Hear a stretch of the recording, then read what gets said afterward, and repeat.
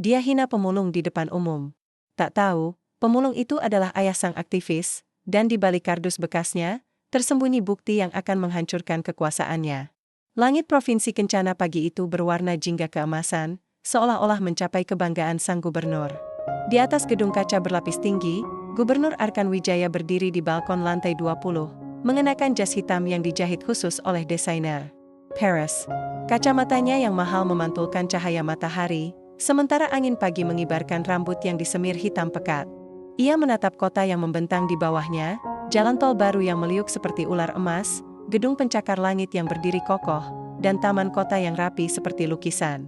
Semuanya adalah hasil kerja jeniusnya, begitu klaimnya. 5 tahun, katanya ke arah kamera yang merekam untuk siaran langsung media nasional. Saya ubah Kencana dari daerah tertinggal jadi provinsi paling maju di Indonesia. Dan saya melakukannya sendiri. Tidak ada yang membantu. Tidak ada yang percaya. Tapi saya tetap maju. Di belakangnya, tim protokoler dan staf humas berdiri tegak, tersenyum kaku. Mereka tahu ini adalah bagian dari pencitraan tahunan Arkan. The Arkan Show. Setiap bulan, ia menggelar siaran langsung dari balkon ini, seolah-olah sedang mengavasi kota dari atas singgasananya. Ia menyebutnya morning vision, tapi rakyat menyebutnya morning arrogancy. Pembangunan bukan soal uang, lanjut Arkan, berjalan perlahan di balkon dengan gaya dramatis. Tapi soal keberanian, soal visi, dan saya punya keduanya. Lihat jalan tol itu? Saya yang memutuskan rutenya. Lihat gedung baru di sana? Saya yang menolak investor asing yang ingin menjarah tanah kita. Saya yang menyelamatkan Kencana. Padahal, di ruang bawah tanah gedung yang sama, di kantor kecil dengan ventilasi buruk, seorang staf keuangan bernama Ibu Lina menatap layar komputer dengan wajah pucat. Ia baru saja menyelesaikan laporan dana proyek jalan tol. Angka yang tertera jauh lebih besar dari anggaran sebenarnya. Ia tahu, selisihnya mengalir ke rekening pribadi Arkan melalui perusahaan cangkang di Singapura. Tapi dia tidak bisa bicara. Dua mantan rekan kerjanya yang mencoba membocorkan data telah dipindahkan ke daerah terpencil, satu bahkan menghilang. Semua ini demi pembangunan, bisik Arkan di siaran langsung, sambil menampilkan. Tapi ada satu hal yang mengganggu. Saya, rakyat yang tidak mau maju. Mereka ingin tetap miskin, tetap mengemis di pinggir jalan, padahal saya sudah membuat lapangan kerja. Tapi mereka malas. Tidak punya mental juara. Kata-kata itu menggema di seluruh provinsi, ditayangkan di layar televisi warung-warung kopi, rumah-rumah sederhana, dan kios pinggir jalan. Di salah satu warung kecil dekat pasar tradisional, Pak Tarno menghentikan sapu tangannya. Aye Sirang. Pemulung berusia 68 tahun, tubuhnya bungkuk, tangannya penuh noda dan luka. Ia baru saja mengumpulkan botol plastik dari tempat sampah dekat taman kota yang dibangun oleh Arkan. Ia menatap layar, mendengar suara gubernur yang menyebut, pengemis. Dan, malas, dengan nada jelek, anak muda sekarang tidak menghargai perjuangan, gumamnya sambil mengelap keringat di dahi. Dulu saya pegawai negeri. Saya yang tanda tangan laporan pembagian ITU. Tapi karena saya menolak memalsukan angka, saya dipecat. Sekarang dia bilang saya menghalangi. Pak Tarno tidak tahu bahwa putranya, Raka, sedang menonton siaran itu dari apartemen kecilnya di Jakarta. Raka, 27 tahun, adalah jurnalis investigasi untuk media yang berani keadilan hari ini. Ia sudah lama ingin menulis tentang korupsi di Kencana. Tapi selalu ditolak oleh redaksi karena tidak ada bukti kuat dan terlalu berbahaya. Tapi Raka punya alasan pribadi. Ayahnya, Pak Tarno, bukan sekedar pemulung. Ia adalah mantan Kepala Subbag Keuangan Dinas Pekerjaan Umum Kencana. Ia dipecat 5 tahun lalu karena menolak memalsukan laporan keuangan proyek jembatan. Saat itu, Arkan baru menjabat. Ia meminta laporan audit dimanipulasi agar proyek bisa dilanjutkan tanpa hambatan. Pak Tarno menolak. Saya pegawai negara, bukan kaki tangan koruptor, katanya. Akibatnya, ia memuat, menghambat pembangunan, dihentikan secara tidak hormat, dan pensiun dini tanpa hak. Sejak saat itu, keluarganya jatuh miskin. Ibu Raka sakit karena stres, dan akhirnya meninggal 2 tahun lalu. Raka menyalahkan sistem, dan terutama Arkan. Dari balik layar, Raka mencatat setiap kata Arkan. Ia mengarsipkan siaran, menceritakan narasi gubernur dengan data yang ia kumpulkan dari bocoran kecil, dari mantan pejabat yang takut berbicara, dari dokumen yang bocor secara anonim. Ia tahu, di balik kemegahan Kencana, ada korupsi jaringan yang sistematis. Tapi selama ini, bukti masih sebagian. Malam itu, Raka menelepon ayahnya. "Pak, saya dengar tadi Anda dihina lagi." Suara Pak Tarno terdengar tenang. "Ah, biasa saja. NAK. Saya sudah biasa. Tapi dia bilang kita semua malas. Padahal Anda dulu yang membangun kota itu dengan jujur. Justru karena aku jujur, aku diusir. Sekarang dia yang korup, tapi dipuja." Dunia terbalik, NAK. Raka menggenggam tangan. "Saya akan membongkar semua, saya janji." Beberapa hari kemudian, Arkan mengumumkan acara besar, peresmian jalan tol Kencana Raya, proyek senilai 8 triliun rupiah. Acara akan disiarkan langsung oleh TV nasional. Arkan sudah menyiapkan pidato heroik. Jalan ini adalah jalan menuju kemakmuran. Dan saya adalah arsiteknya. Tapi di balik layar, rapat rahasia diadakan di sebuah villa mewah di luar kota. Arkan bertemu dengan para kontraktor dan pengusaha yang menjadi kuncinya dalam jaringan korupsi. Mereka membagi hasil dari proyek tol, 40% dari anggaran yang dikorupsi melalui markup harga, pengadaan fiktif, dan fee siluman. "Pastikan tidak ada kebocoran," ancam Arkan, menatap satu persatu wajah di meja panjang sopan. "Siapa yang berani berpikir, akan saya hancurkan. Saya punya polisi, media, dan pengacara. Saya tidak bisa disentuh." Salah satu pengusaha, Pak Hendra, mengangguk. Tapi matanya gelisah.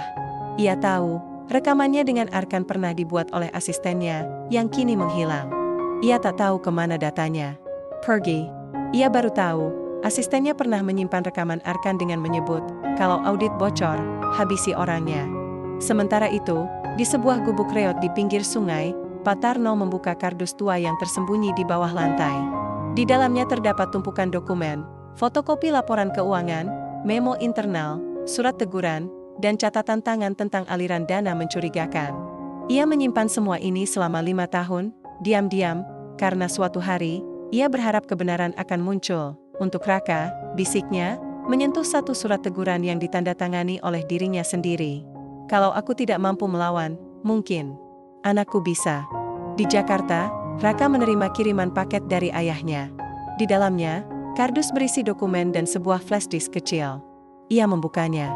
Dan di dalamnya, ada rekaman suara Arkan yang memerintahkan seorang pejabat untuk menghilangkan laporan audit. "Kalau laporan itu keluar, kita semua masuk penjara. Hancurkan. Dan kalau ada yang berani bicara, jangan kasih ampun. Saya akan urus." Raka menatap layar, jantungnya berdebar kencang. Ini bukan sekedar isu. Ini bukti nyata. Rekaman itu jelas, suara Arkan tak bisa disangkal. Ia juga menemukan transfer ke rekening bernama PT Cahaya Emas Internasional, yang ternyata perusahaan Sangkong milik adik ipar Arkan di Singapura. "Waktunya tiba," katanya Pelin. "Aku akan datang ke acara itu. Dan aku akan bicara." Di Istana Gubernur, Arkan tertawa keras saat melihat survei popularitasnya, 87%. "Lihat, rakyat mencintai saya. Mereka butuh pemimpin yang tegas, bukan yang lembek seperti aktivis-aktivis sok tahu." Ia sedang dikelilingi oleh staf humas yang memuji-muji. "Bapak hebat, Bapak luar biasa, Bapak penyelamat kencana." Arkan menyeruput kopi espresso dari cangkir emas. "Besok akan menjadi hari bersejarah. Jalan tol terpanjang di Indonesia. Dan saya, satu-satunya gubernur yang berani mengambil risiko." Ia tidak tahu bahwa di antara rakyat yang ia ingat, ada 2 orang yang akan menghancurkan segalanya, seorang pemulung tua yang diam-diam menyimpan bukti, dan putra yang siap membawa kebenaran. Ke tengah panggung, pagi menjelang acara, Pak Tarno bangun lebih awal. Ia membersihkan bajunya yang subur, menyisir rambut yang putih. Dia tahu, acara itu akan ramai. Banyak sampah, banyak botol, banyak uang receh yang bisa dikumpulkan. Ia tidak tahu bahwa pada hari itu, hidupnya akan berubah selamanya. Sementara itu, Raka sudah berada di Kencana. Ia menyamar sebagai kru media, membawa kamera tersembunyi dan flash disk berisi bukti. Ia sudah menghubungi teman-teman jurnalis dan aktivis. "Kalau aku tidak muncul dalam 30 menit setelah pidato, sebarkan semua data." Langit biru cerah. Bunga-bunga ditabur di sepanjang jalan tol.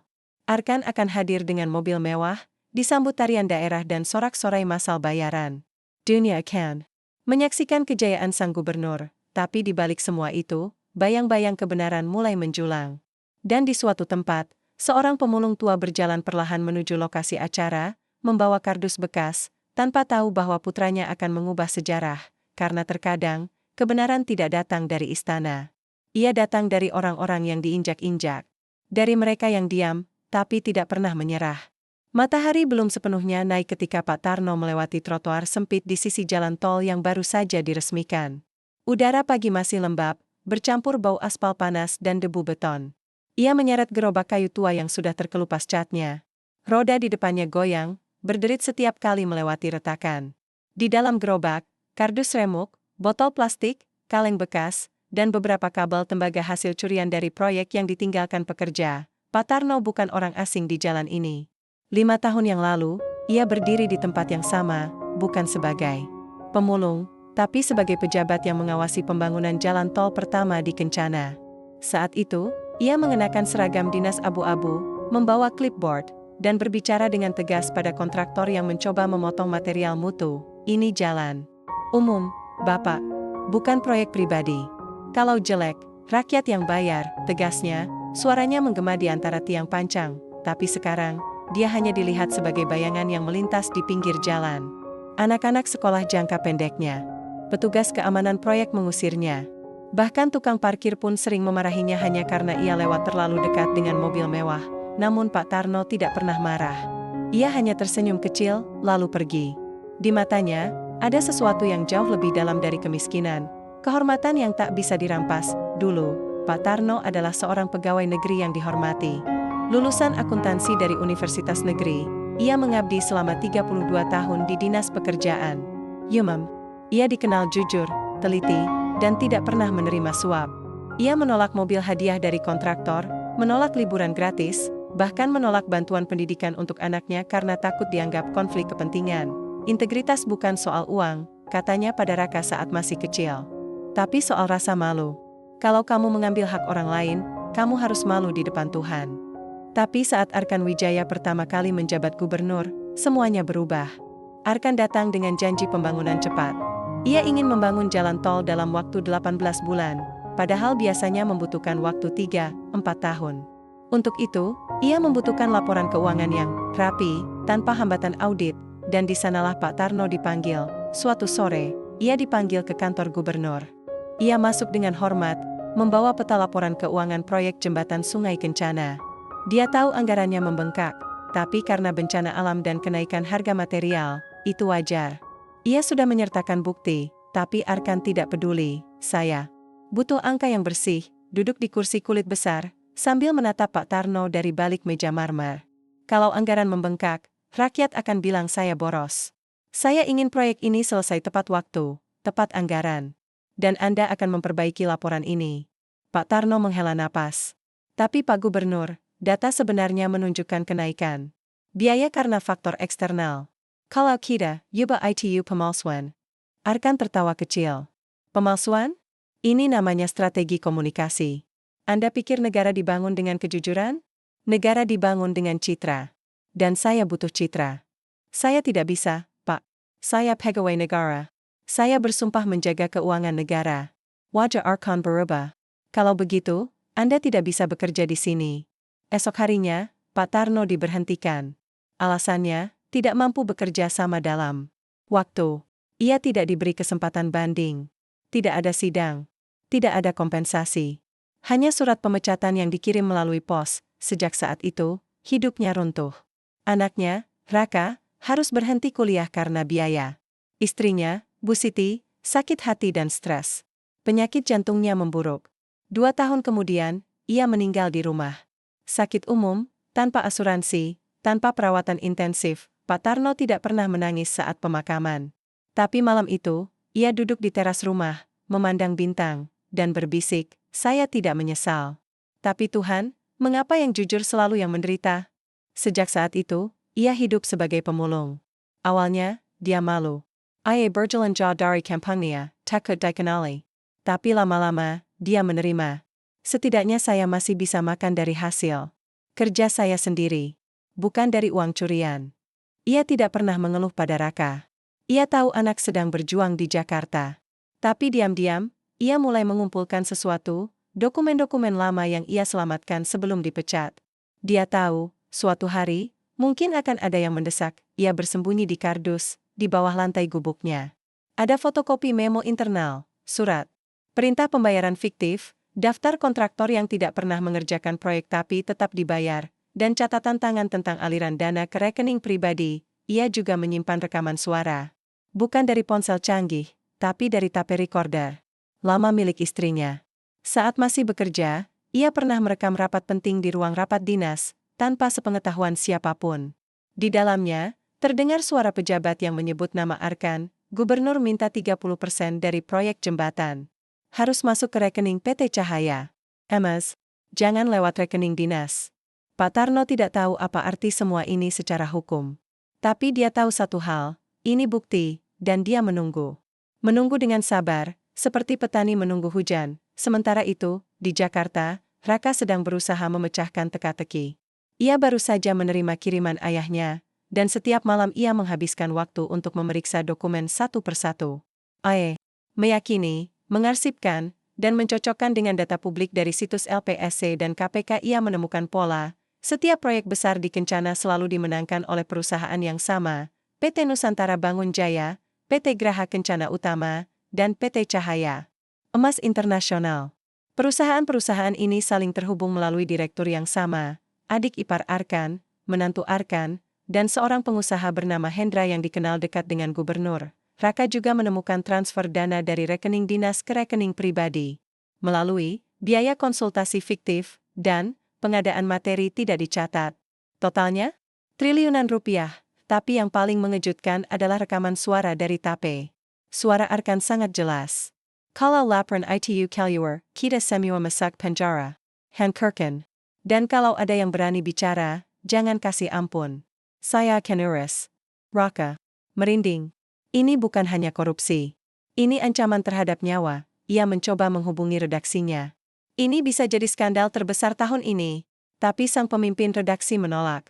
Kita tidak bisa memuat tanpa verifikasi. Dan jika salah, kita bisa menuntut. Arkan punya penggakar bayaran terbaik. Tapi ini bukti nyata. Ada rekaman, ada dokumen. Bukti dari siapa? Dari seorang pemulung? Kamu tahu reputasi Arkan? Dia bisa menghancurkan kariermu, Raka. Bahkan nyawamu. Raka menutup telepon dengan marah.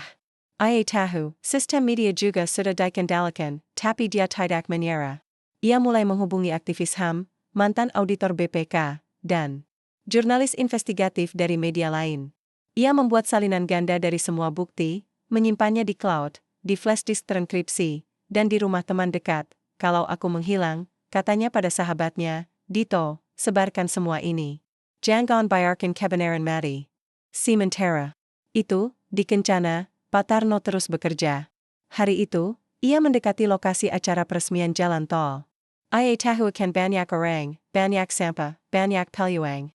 Ia tidak tahu bahwa putranya sedang bergerak menuju tempat yang sama. Di tengah keramaian, ia melihat spanduk besar, Jalan Tol Kencana Raya, Kebanggaan Provinsi, karya Gubernur Arkan Wijaya. Ia tertawa kecil. Karya? Saya pernah menghitung anggarannya. Ini jalan yang dibangun dengan uang rakyat, dikerjakan oleh pekerja harian, dan dimanfaatkan oleh kontraktor korup. Tapi yang dipuji hanya satu orang. Seorang petugas keamanan mendekat. Pak, jangan lewat sini. Ini area acara resmi. Nanti mengganggu.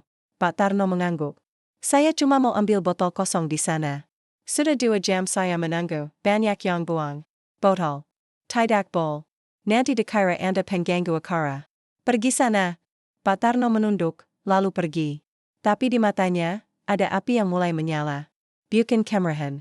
Tapi tekad. Ia duduk di bawah pohon rindang, jauh dari keramaian. Ia membuka bungkusan nasi uduk yang dibelinya dengan uang hasil mengumpulkan kaleng. Ia makan perlahan, sambil memandang jalan tol yang megah. Saya dulu yang tanda tangan laporan pembangunannya, bisiknya. Sekarang aku tidak boleh lewat di sini.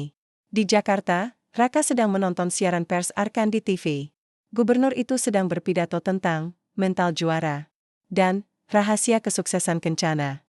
Raka mematikan suara, lalu membuka foto lama. Dirinya kecil, berdiri di samping ayahnya yang masih memakai seragam dinas, tersenyum bangga di depan gedung dinas. Sekarang giliran aku yang, katanya. Untuk ayah. Untuk ibu. Untuk kebenaran. Mengepak tas kecil, kamera tersembunyi, mikrofon mini, flash disk berisi bukti, dan satu foto keluarga. Besok, dia akan berangkat ke Kencana. Besok, dia akan menghadapi Arkan, dan di suatu tempat, di bawah jalan tol yang megah, seorang pemulung tua menatap langit, berdoa diam-diam agar keadilan suatu hari nanti datang. Meskipun dia tahu, terkadang keadilan datang bukan dari atas, tapi dari bawah. Dari mereka yang tak pernah dianggap. Hujan rintik-rintik mengguyur Kencana pagi itu, seolah-olah juga langit bersumpah atas apa yang akan terjadi. Di sebuah warung kopi reot di pinggir jalan, Raka duduk di bangku plastik yang retak, menatap secangkir kopi hitam yang uapnya mulai menghilang. Ia baru tiba dari Jakarta malam sebelumnya, membawa tas kecil berisi bukti, kamera tersembunyi, dan hati yang berdebar-debar. Ia tidak tahu apakah ini keberanian atau keberanian. Tapi dia tahu satu hal, dia harus menemui ayahnya. Pak Tarno lewat sini tadi pagi, kata penjual kopi, seorang bapak tua bernama Pak Juna. Biasanya dia ke pasar dulu, cari kardus bekas. Raka mengangguk, lalu berdiri. Terima kasih, Pak. Ia berjalan melewati jalan setapak yang licin karena hujan, melewati rumah-rumah reot yang berdempetan, anak-anak yang bermain di pengumpulan udara, dan ibu-ibu yang menjemur pakaian di tali tambang. Ia tidak pernah merasa asing di tempat ini. Meski sudah 5 tahun tidak kembali. Ini kampung halamannya. Tempat ia tumbuh, tempat ia kehilangan segalanya. Gubuk Pak Tarno berada di ujung gang sempit, di bawah pohon beringin tua. Atapnya dari seng berkarat, dindingnya dari papan kayu yang sudah lapuk. Raka berdiri di depan pintu, napasnya tersendat. Ia mengetuk pelan. Siapa? Suara dari dalam. Ayah, ini Raka. Pintu terbuka perlahan. Pak Tarno berdiri di ambang pintu, memakai baju kaos luluh dan celana pendek. Wajahnya terlihat lebih tua dari usianya, tapi matanya masih tajam, masih penuh semangat. Raka, katanya, suaranya bergetar. Kamu datang? Raka langsung memeluknya.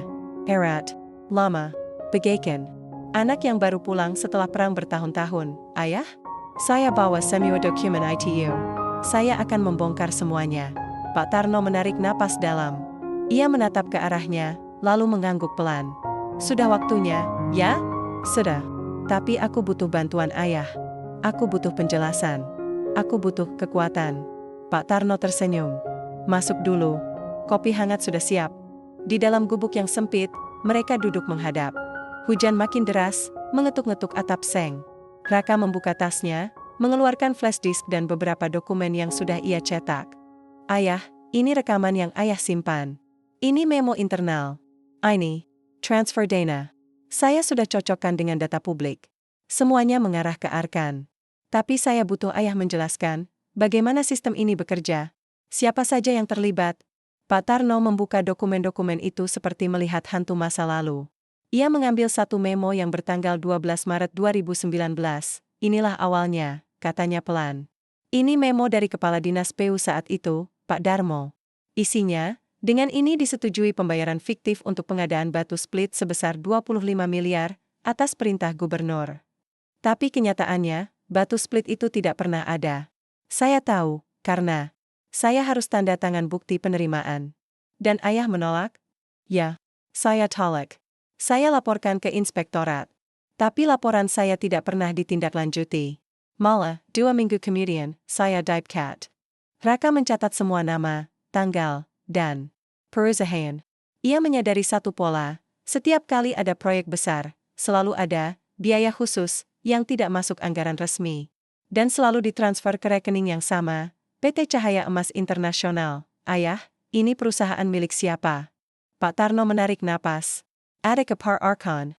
Tapi rekeningnya ada di Singapura. Uangnya dikirim melalui jaringan Shell Company. Saya pernah melihat dokumen transfernya. Mereka memakai jasa konsultan keuangan dari Jakarta. Nama perusahaannya, Global Trust Finance. Raka langsung mencatat. Ini adalah petunjuk besar. Jika ia bisa melacak aliran dana ke luar negeri, itu bisa menjadi bukti korupsi lintas negara, yang jauh lebih serius, tapi Pak Tarno tiba-tiba memikirkannya. Matanya kosong. Ayah? Saya ingat, waktu ITU, sebelum saya dipecat, saya sempat bertemu dengan seorang auditor BPK. Dia curiga. Saya kasih dia salinan dokumen. Tapi seminggu kemudian, dia pindah ke Jayapura. Dan dokumennya hilang. Raka merasa dingin. Apakah ayah pernah merasa menyukainya? Pak Tarno mengangguk. Setiap kali saya bicara dengan orang, ada yang mengikuti. Mobil hitam tanpa plat. Orang-orang yang tiba-tiba muncul di warung kopi. Saya tahu, mereka engine saya diameter tapi saya tidak pernah menyerah. Saya simpan semuanya. Karena suatu hari, saya tahu, anak saya akan datang. Raka menatap ayahnya, matanya berkaca-kaca. Saya tidak tahu betapa beratnya ayah. Saya selalu marah saat ibu sakit, saat kami miskin. Ayah pikir lemah. Tapi ternyata, ayah adalah pahlawan. Pak Tarno tersenyum, lalu mengelus kepala Raka. Pahlawan bukan yang menang, nak. Tapi, yang tetap berdiri meski dunia runtuh. Malam itu, mereka duduk di depan gubuk, menatap bintang yang muncul setelah hujan reda. Raka menceritakan hidupnya di Jakarta, bagaimana ia bekerja keras, bagaimana ia dihina karena latar belakang miskin, bagaimana ia bertemu jurnalis senior yang mengajarkannya arti keberanian. Ayah tahu, di kantor, ada yang bilang, kamu anak pemulung, jangan sok-sokan mau bongkar korupsi. Tapi saya jawab, justru karena saya anak pemulung, saya tahu siapa yang sebenarnya menderita. Pak Tarno tertawa kecil. Kamu mirip saya dulu. Keras kepala. Tapi hati bersih. Tiba-tiba, Raka mengeluarkan satu foto dari dompetnya, foto keluarga mereka saat masih utuh. Ibu Siti tersenyum di tengah, Raka kecil memeluk ayahnya, dan Pak Tarno memakai seragam dinas. Saya bawa ini ke acara besok, kata Raka. Saya akan menunjukkannya pada Arkan. Saya akan mengatakan, inilah keluarga yang hancur karena sejarahmu. Inilah rakyat yang kau hina, yang kau sebut malas, padahal kami hanya ingin hidup dengan martabat. Pak Tarno menatap foto itu lama. Jangan bayarkan dendam menguasaimu, nak. Lawan dia bukan karena benci, tapi karena cinta. Cinta pada Catalan. Cinta pada kebenaran. Raka mengangguk. Saya tahu. Tapi kadang, cinta itu dimulai dari kemarahan. Keesokan harinya, Raka mulai bergerak. Ia menyamar sebagai kru media dari kanal berita nasional, membawa kamera kecil dan ID palsu yang dibuat oleh temannya di Jakarta. Ia berhasil masuk ke area persiapan acara peresmian jalan tol. Ia melihat betapa megahnya panggung, bendera raksasa, lampu sorot, layar LED besar, dan barisan petugas keamanan berseragam rapi. Ia juga melihat biaya massal, ratusan orang yang dibayar untuk membongkar, membawa bendera kecil, dan memakai kaos bergambar wajah Arkan. Ada tulisan, Arkan equals Kankana. Maju, Raka mencatat semuanya. Ia merekam dari jarak jauh. Ia mendekati beberapa pekerja panggung, berpura-pura wawancara. Siapa yang membayar masa ini? Tanyanya pada seorang pemuda, dari dinas protokol. Katanya ini bagian dari dukungan rakyat. Kami dibayar 150.000 per orang. Raka mengangguk. Dia tahu, bahkan dukungan rakyat pun dipalsukan. Tapi saat dia sedang merekam dari sudut tersembunyi, tiba-tiba seorang petugas keamanan mendekat. Ini area terbatas? Tunjukkan ID Anda. Raka menyerahkan kartu persnya. Petugas itu memeriksa, lalu menelpon seseorang, ada wartawan dari KBN. Tapi wajahnya tidak familiar. Raka tahu ia dalam bahaya. Ia segera berbalik, berjalan cepat ke arah toilet portabel. Di dalam, ia menyimpan flash disk ke dalam celah dinding, lalu mengirim pesan ke Dito di Jakarta. Kalau 2 jam lagi aku tidak kabari, sebarkan semua data. Aku mungkin ditangkap. Ia keluar, berusaha tenang. Tapi saat dia melihat ke arah panggung, dia melihat sesuatu yang membuat darahnya mendidih. Ayahnya, Pak Tarno, sedang diusir oleh 2 petugas keamanan. Ia hanya ingin mengambil kardus bekas dari samping panggung. Namun mereka mendorongnya, memarahinya, bahkan menendang gerobaknya hingga terguling. Pergi sana, pemulung. Acara ini bukan untuk orang sepertimu. Raka berlari. Tapi sebelum dia sampai, Pak Tarno sudah pergi, membungkuk, memungut beberapa botol yang tercecer. Raka mendekat, membantu mengangkat gerobak. Ayah? Kamu tidak apa-apa? Pak Tarno memandang, lalu tersenyum. Sudah biasa, nak. Mereka tidak tahu siapa aku. Tapi kamu akan menunjukkan kita sebenarnya. Raka menggenggam tangan ayahnya. Ya, dan besok, seluruh Indonesia akan tahu. Malam menjelang acara, Raka duduk di gubuk ayahnya, memeriksa ulang semua bukti. Aku tahu, besok adalah hari penentuan. Ia tidak tahu apakah ia akan ditangkap, dianiaya, atau bahkan menghilang, seperti banyak orang lain, tapi ia tidak takut, karena di tempatnya, ayahnya duduk tenang, memperbaiki roda gerobak yang rusak. dulu saya pikir, keberanian itu milik orang-orang yang berkuasa, kata Pak Tarno. Tapi, sekarang saya tahu, keberanian sejati mereka yang tetap bicara, meski suaranya kecil. Raka menatap ayahnya, lalu mengangguk. Besok, suara mereka tidak akan kecil lagi. Besok, suara itu akan menggemparkan negeri. Hari menjelang peresmian jalan tol, udara di Kencana terasa tegang, seolah langit tahu bahwa sesuatu yang besar akan terjadi. Di gubuk reot Pak Tarno, Raka duduk bersila di lantai kayu yang lapuk, dikelilingi tumpukan kertas, flash disk, dan layar. Laptop kecil yang dicas dengan power bank. Di tangannya, sebuah dokumen fotokopi usang berkop Dinas Pekerjaan Umum Provinsi Kencana, tanggal 17 Mei 2019, berita acara pembahasan anggaran proyek Jembatan Sungai Kencana. Dokumen ini adalah kunci. Di dalamnya, tercatat rincian anggaran yang seharusnya 1,2 triliun rupiah. Tapi di laporan resmi yang dipublikasikan, angkanya naik menjadi 1,8 triliun. Selisih 600 miliar. Dan menurut catatan tangan Pak Tarno di margin kertas, uang itu tidak pernah masuk ke rekening kontraktor utama, dialihkan ke PT Cahaya Emas melalui biaya konsultasi teknis, bisik Raka sambil mengetik catatan di laptopnya. Tetapi perusahaan itu tidak punya izin konsultan teknik. Ini pemalsuan. Ia membuka file lain, rekaman suara dari tape lama. Ia memutar bagian yang paling jelas, suara Arkan, dingin dan tegas. Kalau audit BPK keluar, kita harus memastikan laporannya rapi. Kalau perlu, ganti data.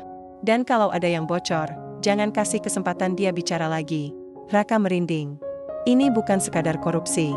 Ini ancaman terhadap nyawa. Dan dia tahu, dia sedang berdiri di tepi jurang. Sejak kemarin, dia merasa terkejut saat ia pergi ke warnet untuk mengunggah salinan data ke server aman. Seorang pria berjas hitam duduk di sudut, menatapnya tanpa berkedip. Saat ia kembali ke gubuk, larangan sepeda motornya yang ia pinjam dari teman sudah digrendel, padahal ia hanya berjalan 20 menit. Dan malam tadi, saat ia keluar untuk membeli makanan, mobil hitam tanpa plat berhenti di depan gang, lalu pergi. Begitu saja, mereka tahu saya di sini, gumamnya pada Pak Tarno. Pak Tarno hanya mengangguk. Sudah biasa. Dulu, setelah saya dipecat, selama 3 bulan, mobil itu selalu lewat. Malam-malam, siang-siang. Mereka ingin saya takut. Tapi saya tidak takut. Saya takut. Tapi saya tahu, kalau saya lari, kebenaran ikut mati. Jadi saya tetap di sini. Saya biarkan mereka melihat, saya masih hidup. Saya masih berdiri. Raka menatap ayahnya, lalu kembali ke laptop. Ia membuka satu folder tersembunyi, jejak uang. Di dalamnya, ada rangkaian transfer bank yang ia lacak dari dokumen Pak Tarno, dikombinasikan dengan bocoran dari seorang mantan pegawai bank yang ia temui diam-diam. Polanya jelas, dana proyek dicairkan dari rekening dinas ke PT Kontraktor X, resmi, PT Kontraktor X mentransfer 40% ke PT Cahaya Emas, perusahaan cangkang, dengan alasan fee manajemen proyek. PT Cahaya Emas mengirim uang ke Singapura melalui Global Trust Finance. Menggunakan invoice fiktif untuk konsultasi luar negeri, uang itu masuk ke rekening pribadi atas nama Michael Wijaya, adik Arkan. Dari sana, uang dikirim kembali ke Indonesia dalam bentuk pinjaman ke perusahaan milik Arkan sendiri. Ini pencucian uang tingkat tinggi, desis Raka. Mereka tidak hanya korupsi, tapi juga menghasilkan uang lintas negara. Ini bisa jadi kasus KPK nasional. Ia menyadari, ini bukan sekedar skandal lokal. Ini jaringan korupsi sistemik yang melibatkan pejabat, pengusaha, bank, dan bahkan lembaga keuangan internasional. Pagi itu, Raka memutuskan untuk mencari saksi hidup. Saya tahu, dokumen dan rekaman saja tidak cukup. Ia membutuhkan bukti manusia. Ia mencari Pak Darmo, mantan kepala dinas PU yang pernah menandatangani memo pembayaran fiktif. Menurut catatan Pak Tarno, Pak Darmo kini pensiun dan tinggal di sebuah rumah kecil di kawasan Pegunungan Kencana. Setelah 2 jam naik ojek dan berjalan kaki, Raka tiba di rumah kayu tua yang dikelilingi kebun kopi. Pak Darmo sedang menyapu halaman, wajahnya penuh keriput, matanya lesu. Pak Darmo? Saya Raka, anaknya Pak Tarno. Pak Darmo menghentikan sapunya. Matanya membesar. Anak Pak Tarno? Kamu jurnalis ya? Ya, Pak. Saya ingin bicara tentang proyek jembatan dulu. Tentang memo pembayaran fiktif. Wajah Pak Darmo langsung pucat. Ia menarik Raka masuk ke dalam rumah, mengunci pintu. Kamu gila? Bicara soal itu di sini? Mereka bisa dengar. Siapa yang bisa mendengarnya, Pak? Semua orang. Arkan punya mata di mana-mana. Dulu saya bekerja sama dengan dia karena takut. Saya punya anak, istri sakit. Kalau saya menolak, saya dive cat. Kalau saya bicara, saya bisa mati. Raka Merawat. Tapi Bapak tahu kebenarannya. Dan Bapak tahu Pak Tarno dipecat karena jujur. Bapak mau diam selamanya? Pak Darmo duduk, tangannya gemetar. Saya tanda tangan memo itu karena diancam. Arkan bilang, kalau kamu tidak ikut, saya akan buka kasus lama kamu di proyek pelabuhan dulu. Kamu tahu apa yang akan terjadi? Raka mencatat. Ini penting. Arkan tidak hanya korup, tapi juga menggunakan rekam jejak masa lalu untuk memeras pejabat. Pak, saya punya bukti. Rekaman, dokumen, transfer bank. Tapi saya butuh Bapak berbaring. Buchanan Tuck Media. Tapi untuk KPK, saya akan serahkan semua ini. Tapi saya butuh satu suara dari dalam sistem. Pak Darmo menggeleng. Saya tidak bisa. Saya sudah tua. Saya tidak ingin anak saya menderita seperti keluarga Tarno. Raka tidak memaksa. Ia tahu, ketakutan itu nyata. Ia hanya mengucapkan terima kasih, lalu pergi, tapi saat dia keluar dari rumah, dia melihat mobil hitam tanpa plat berhenti di ujung jalan. Dua pria keluar, berpakaian preman. Salah satunya mengangkat ponsel, seolah sedang merekam. Raka berjalan perlahan, pura-pura tenang. Ia tahu, mereka tahu ia ke sana. Sore harinya, saat ia kembali ke gubuk, Pak Tarno sudah menunggu dengan wajah cemas. Ada orang yang datang tadi. Petugas protokol. Mereka bertanya, siapa yang sering datang ke sini? Saya bilang, anak saya. Mereka catat nama, bilang akan verifikasi identitas. Raka menghela napas. Mereka sedang mengumpulkan data. Mereka tahu aku di sini. Ia membuka laptop, memastikan semua data sudah diunggah ke server aman di luar negeri. Dienkripsi dengan kata sandi yang hanya diketahui oleh 3 orang. Dito di Jakarta, seorang aktivis HAM di Yogyakarta, dan seorang jurnalis senior di Tempo. Kalau saya ditangkap, atau menghilang, data itu akan dirilis dalam 24 jam, katanya. Ini jaminan terakhir. Pak Tarno merawat. Kamu siap? Raka mengangguk. Lebih dari siap. Tapi ayah, tolong, jangan ikut ke acara besok. Aku takut mereka akan menyakiti ayah. Pak Tarno tertawa kecil. Saya pemilang, NAK. Mereka sudah menyakiti saya selama 5 tahun. Tapi saya tetap di sini. Saya akan datang. Bukan sebagai pengemis. Tapi sebagai saksi. Malam itu, Raka tidak bisa tidur. Ia duduk di depan gubuk, menatap jalan tol yang megah di kejauhan, diterangi lampu sorot. Ia membayangkan besok, Arkan akan berdiri di panggung, mengenakan jas mewah, tersenyum ke kamera, mengklaim bahwa semua ini adalah hasil kerja kerasnya. Padahal, setiap meter aspal itu dibangun dengan uang rakyat yang dikorupsi. Setiap gedung megah itu didanai oleh penderitaan orang-orang seperti ayahnya. Ia membuka kardus tua yang disimpan Pak Tarno. Di dalamnya, selain dokumen, ada satu benda kecil, lencana pegawai negeri milik Pak Tarno, dengan nama dan foto yang sudah pudar. Raka pemiliknya erat. Besok, bisiknya, kami akan mengembalikan martabatmu. Pagi menjelang acara, Raka menyembunyikan flash disk berisi semua bukti utama di dalam sol sepatu kiri. Ia juga menyimpan kamera tersembunyi di saku dada, terhubung ke ponsel yang disimpan di dalam tas. Ia menyamar sebagai kru media, memakai rompi. Bertuliskan KBN, Kanal Berita Nasional, membawa kamera kecil. Aku tahu, aku hanya punya satu kesempatan. Suatu saat. 1 detik untuk mengubah segalanya, dan di suatu tempat, Pak Tarno sedang memakai baju bersih yang jarang ia pakai. Ia tidak tahu bahwa hari ini, kardus bekas yang ia angkut selama bertahun-tahun akan menjadi simbol kebangkitan rakyat, karena terkadang, kebenaran tidak datang dari istana. Ia datang dari kardus bekas. Dari tangan tua yang tidak pernah berhenti menaruh kejujuran. Fajar menyingsing di atas Provinsi Kencana, membawa cahaya keemasan yang memantul di kaca gedung-gedung mewah dan permukaan jalan tol baru.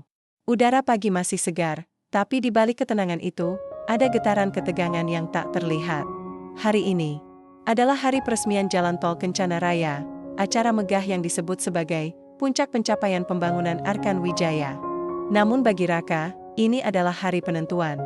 Hari di mana kebenaran akan berdiri di depan misteri. Dengan rompi media seperti KBN, Kanal Berita Nasional, Raka berdiri di antara puluhan kru televisi, wartawan, dan fotografer yang berkumpul di area pers dekat panggung utama.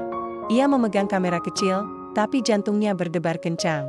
Bukan karena gugup, tapi karena dia tahu, setiap langkahnya menjelajah. Di saku dada, kamera tersembunyi aktif, merekam setiap detik. Di sol sepatu kiri, flash disk berisi bukti korupsi tersembunyi rapat. Dan di dalam tas, ponselnya terhubung ke server aman, siap mengirim semua data jika ia tidak muncul dalam 24 jam. Ini bukan liputan biasa, bisiknya dalam hati. Ini perang. Area acara sudah diatur bak pertunjukan panggung dunia. Panggung besar berlapis sintetis menjulang tinggi, dekorasi bendera raksasa dan layar LED 8K yang menampilkan video klip Arkan. Dari masa kampanye, potongan pidato heroik, hingga adegan drama saat ia memotong pita di proyek-proyek sebelumnya. Di atas panggung, terpampang tulisan besar, Jalan Tol Kencana Raya, karya besar untuk rakyat, padahal, Raka tahu, 40% anggaran proyek ini telah dikorupsi. Uangnya mengalir ke Singapura. Kontraktor utama hanya mengerjakan 60% dari spesifikasi teknis. Dan rakyat yang seharusnya diuntungkan?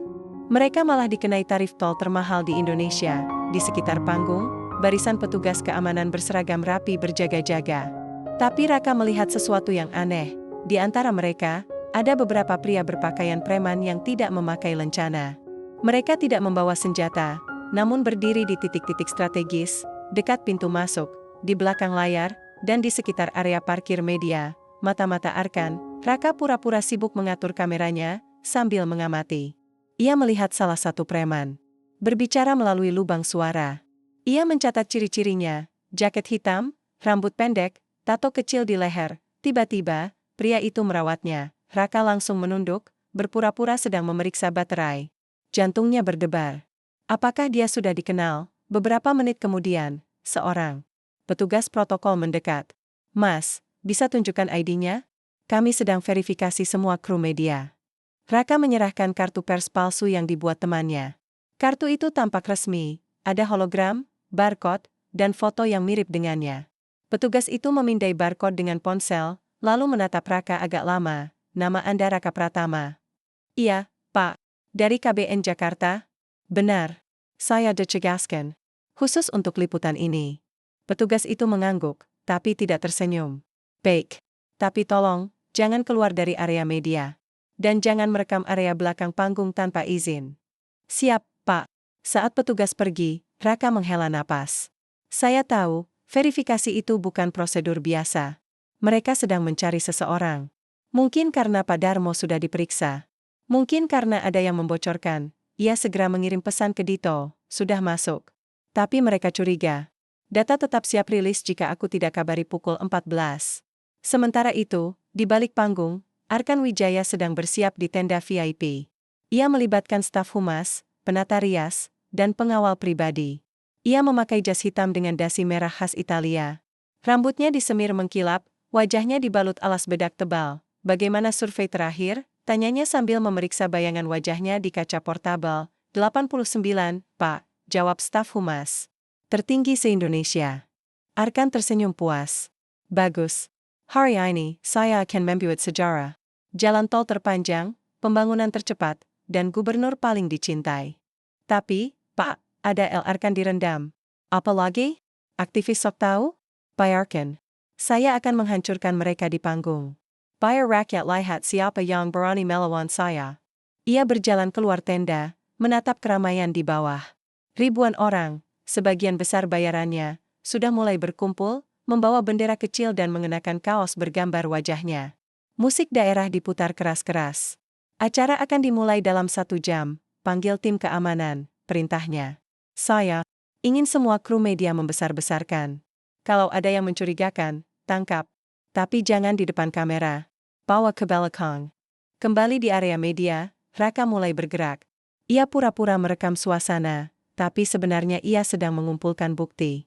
Ia merekam dari kamera tersembunyi, petugas keamanan memeriksa tas kru media satu persatu. Seorang jurnalis wanita diminta pergi karena ID-nya tidak valid, padahal ia jelas dari media nasional, masa bayaran yang dibagikan uang dan makanan. Sebelum acara dimulai, ia juga mendekati seorang pekerja panggung yang sedang memperbaiki kabel. Mas, ini acara disiarkan langsung ya? Iya gan, TV nasional, live di YouTube, semua channel. Siapa yang ngatur siaran? PT Media Jaya Sukses, kontraktor resmi dari Dinas Humas. Raka mencatat, PT Media Jaya sukses, perusahaan yang sama yang memenangkan tender pengadaan alat siaran untuk 3 proyek sebelumnya, meski tidak pernah mengerjakan langsung. Ia tahu, ini bagian dari jaringan korupsi. Uang negara mengalir ke perusahaan fiktif, lalu ke kantong Arkan. Tiba-tiba, ia melihat sesuatu yang membuat darahnya membeku. Di antara masa, Pak Tarno berdiri, memakai baju bersih, membawa gerobak kayunya. Ia tidak datang untuk mengumpulkan sampah. Ia datang untuk menyaksikan putranya. Raka berlari mendekat. Ayah, kenapa ayah di sini? Saya sudah bilang jangan datang. Pak Tarno tersenyum. Saya harus datang. Ini hari penting. Hari di mana kebenaran. Pembicaraan. Tapi mereka bisa menyakiti ayah. Mereka sudah mengirimiku. Saya tidak takut. Saya pemulung, bukan penjahat. Saya punya hak untuk ada di jalan ini. Saya yang dulu mengawasi pembangunannya. Raka ingin membawanya pergi, tapi tahu tidak bisa memaksa. Ia hanya bisa berdoa agar tidak terjadi apa-apa. Ia menuntun ayahnya ke sudut yang agak jauh dari keramaian, di bawah pohon rindang. Tetap di sini, ya. Jangan kemana-mana. Saya akan urus semuanya. Pak Tarno mengangguk. Saya percaya kamu, NAK. Pukul 9.30, acara dimulai, MC membuka dengan semangat. Selamat pagi, rakyat Kencana. Hari ini, kita menyaksikan sejarah.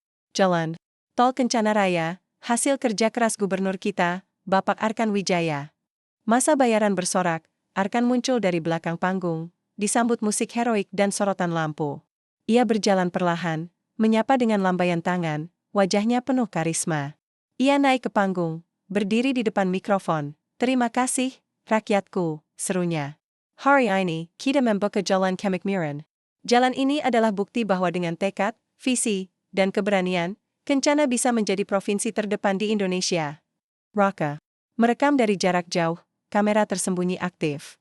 Ia melihat Arkan mengacungkan tangan, penuh kebanggaan. Tapi di matanya, Raka melihat sesuatu yang lain, kesombongan, arogansi, dan kepuasan yang busuk. Pidato berlanjut. Arkan menyebut dirinya, Bapak Pembangunan, pemimpin visioner, penyelamat Kencana dari kemiskinan. Lalu, tiba-tiba, ia mengalihkan perhatiannya ke kepadatan. Tetapi meskipun kita maju, katanya, suaranya berubah menjadi sinis. Masih ada yang tidak mau maju. Masih ada yang memilih hidup miskin, malas, dan mengemis di pinggir jalan.